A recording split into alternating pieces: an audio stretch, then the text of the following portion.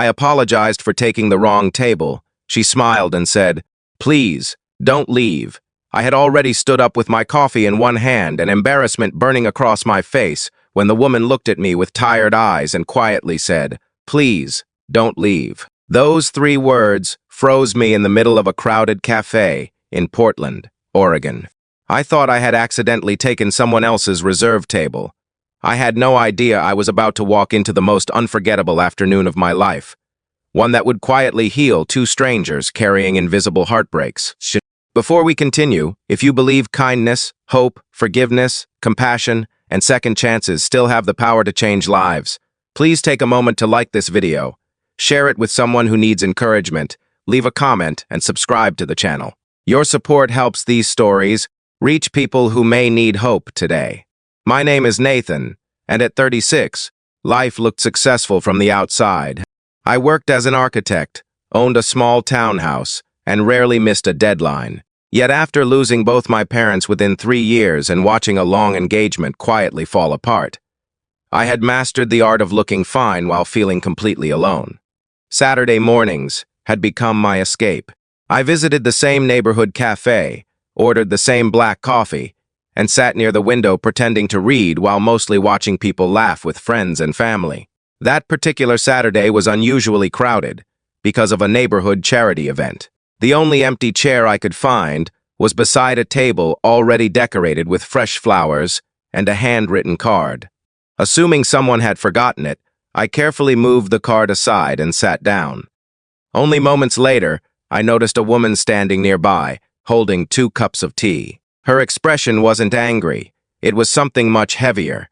I immediately apologized, gathered my things, and started to leave. Instead of asking me to move, she gently smiled and asked me not to go. Her name was Rebecca. She explained that she had reserved the table every year on that exact date. For 10 years, she had come there with her younger brother Caleb to celebrate his birthday. 2 years earlier, Caleb had passed away after a long illness, and ever since then she returned alone, ordering his favorite tea and placing an extra cup across from her.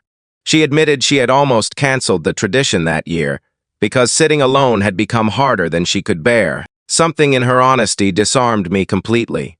Without planning to, I quietly sat back down.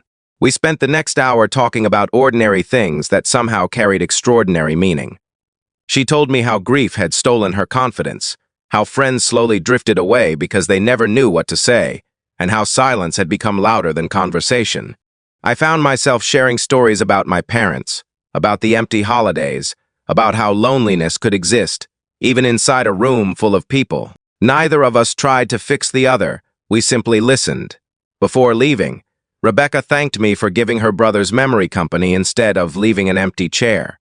I walked home thinking that would be the end of it. It wasn't. A week later, I received a handwritten letter.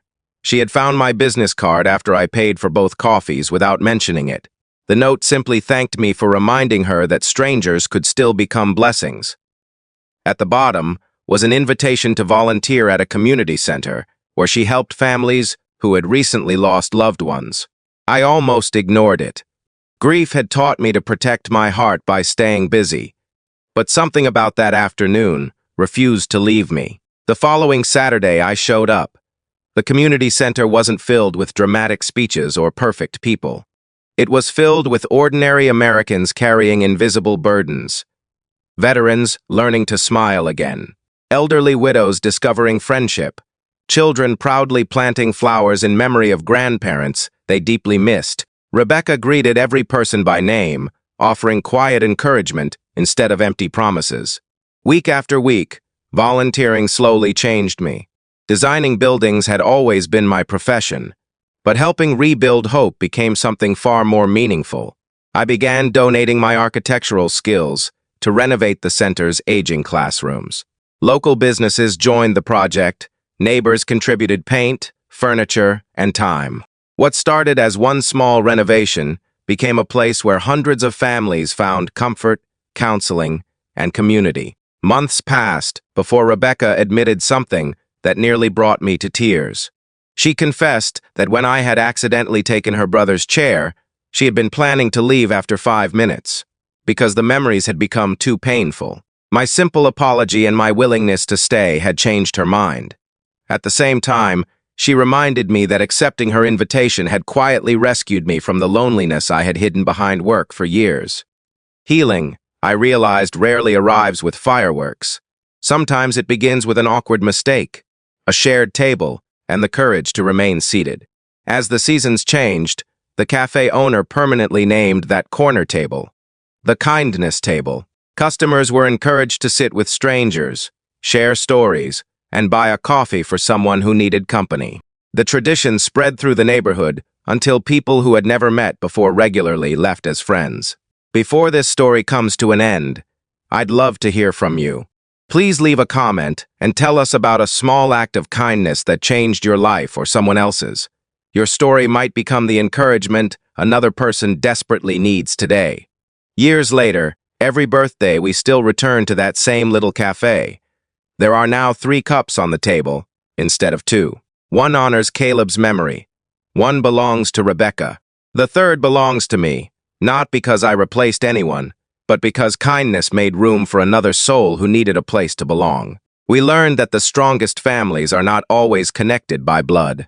Sometimes they begin with an apology, grow through compassion, and last because 2 people chose not to walk away. If this story touched your heart, reminded you to believe in hope, or inspired you to offer kindness to someone today, please like the video, share it with others, and subscribe for more heartfelt stories. You never know when one simple moment, or one empty chair might become the beginning of someone else's second chance.